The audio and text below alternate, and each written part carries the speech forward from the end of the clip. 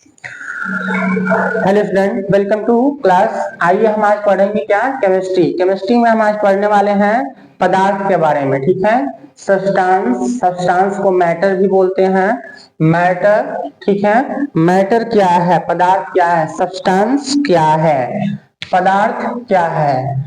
तो बाबू देखो, पदार्थ जो भी चीज हमारे सामने दिख रहा है, कॉपी, पेन, बेंच, जो भी दिख रहा है, ठीक है, वो सब क्या है, पदार्थ है। क्योंकि वह जगह को घेरता है, जगह को घेरता है, घेरता है ना।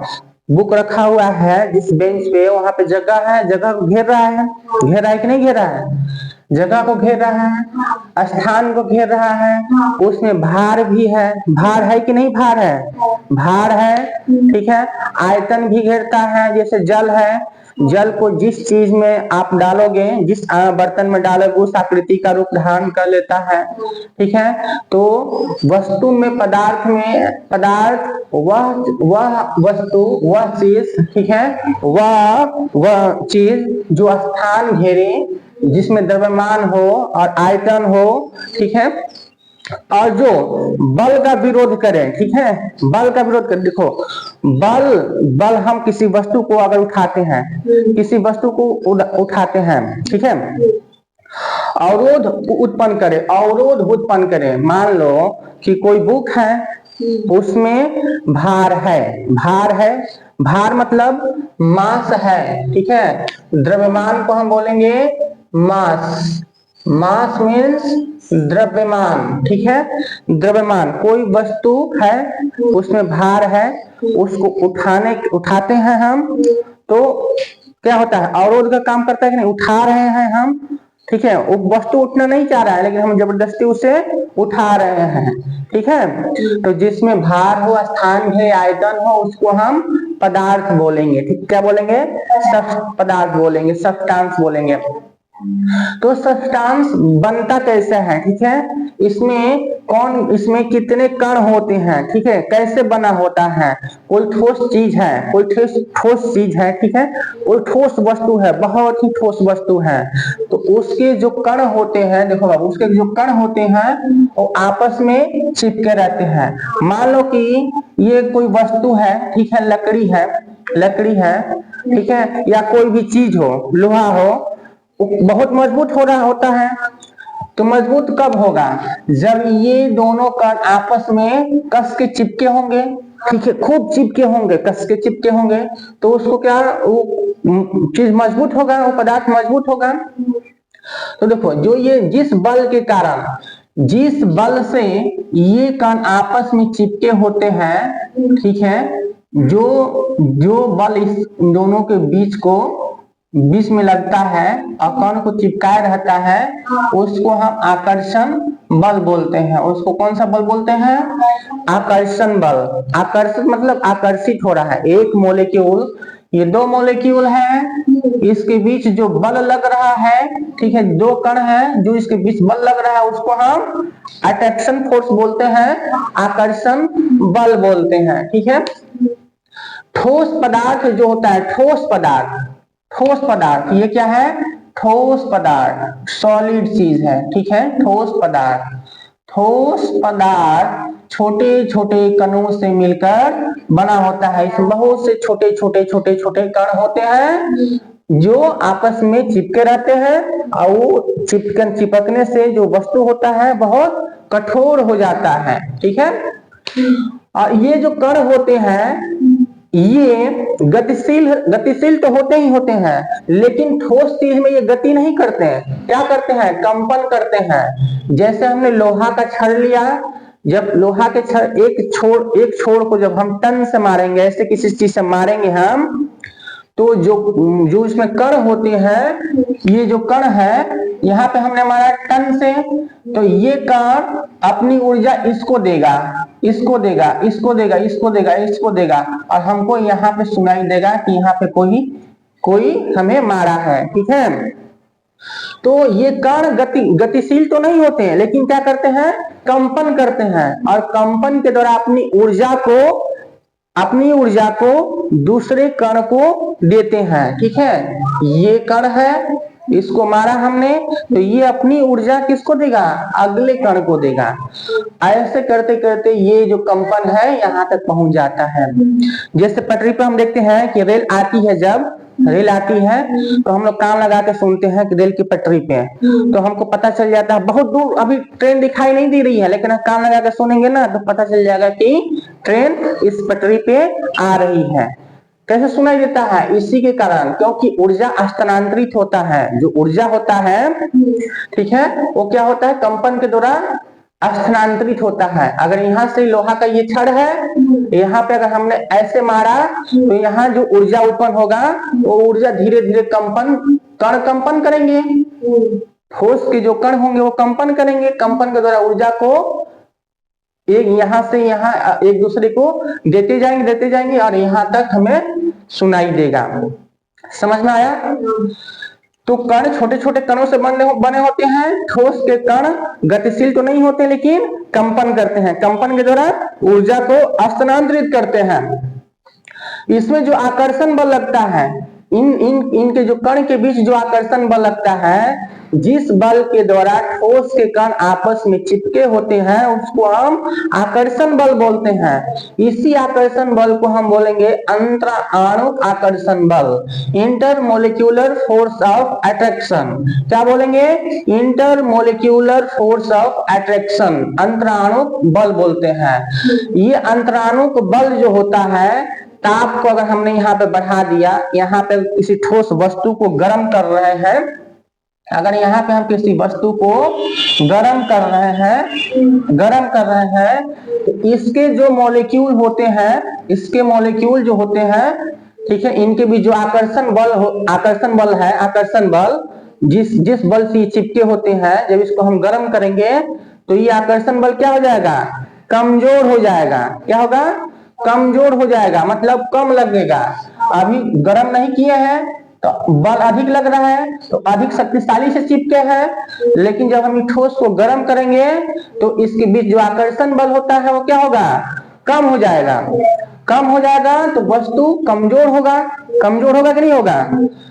देखो, आकर्षण बल कमजोर हो गया। जब आकर्षण बल कमजोर हो जाएगा तो इसके जो मॉलिक्यूल होंगे इधर उधर भागेंगे कि नहीं भागेंगे? बताओ, इधर उधर भागेंगे, गर्म होकर इधर उधर भागेंगे कि नहीं भागेंगे? भागेंगे इधर उधर। जब भागेंगे तो क्या होगा, बताओ, कण का वेग अधिक हो जाएगा। ताप को जैसे ही बढ़ाएंगे हम, आकर्षण बल कम हो जाएगा, आकर्षण बल कम लगेगा। आकर्षण बल जब कम लगेगा तो जो कण होगा, मान लो कि ये दो कण है, आपस में चिपकने के लिए ये आकर्षण बल से चिपके हैं। जब इसको हम गर्म करेंगे तो जिनके बीच आकर्षण बल से जो चिपका है वो कमजोर होगा, तो ये दूर दूर भागेगा। ऐसे भागेगा कि नहीं भागेगा? तो कण का वेग अधिक हो जाएगा, आकर्षण बल कम होगा। तो इससे हमें क्या पता चला कि ताप को बढ़ाने पर कण का जो वेग होता है वो बढ़ता है। क्या पता चला? ताप बढ़ाने पर कण का वेग बढ़ता है। अब देखो टेम्परेचर की बात करते हैं। टेम्परेचर, हमने यहाँ पे टेम्परेचर को बढ़ाया, मतलब आग लगाया, इसको गर्म कर रहे हैं, ठोस वस्तु को गर्म कर रहे हैं। तो ठोस को गर्म करते हैं तो कण का जो ऊर्जा होगा, कण का ऊर्जा बढ़ेगा। क्यों बढ़ेगा? क्योंकि जो कण होगा, ये कण है, ये दूर दूर भागेगा कि नहीं भागेगा? गर्म होकर दूर दूर भागेगा, भागेगा ना। तो जब वो दूर दूर भागेगा तो ऊर्जा अधिक होगा, ऊर्जा अधिक लगेगा, ऊर्जा अधिक उत्पन्न होगा। मान लो कि हम दौड़ेंगे तो ऊर्जा उत्पन्न होगा कि नहीं होगा? वैसे ही मॉलिक्यूल जब भागेगा दूर दूर तो कण का ऊर्जा बढ़ जाएगा। जब ऊर्जा बढ़ जाएगा तो देखो दाब भी बढ़ेगा। जब ये वस्तु किसी कंटेनर में है, ठीक है, मान लो कि लोहे में है, इसके मॉलिक्यूल दूर दूर भाग रहे हैं, दौड़ेंगे तो इससे टकराएंगे कि नहीं? दीवार से टकराएंगे, टकराएंगे ना दीवार से। देखो दीवार से टकरा रहे हैं, तो दीवार से टकराएंगे तो इसका दाब क्या होगा? बढ़ जाएगा। दाब क्या होगा? बढ़ जाएगा। बर्तन की दीवारों पर दाब बढ़ जाता है, ठीक है, दाब बढ़ जाएगा।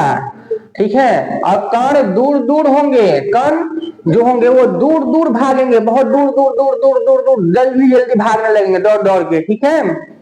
और पदार्थ क्या हो जाएगा, कमजोर हो जाएगा, ठीक है। ठोस वस्तु को गर्म करने पर क्या होता है, कमजोर हो जाता है। यही कारण है कि गर्मी के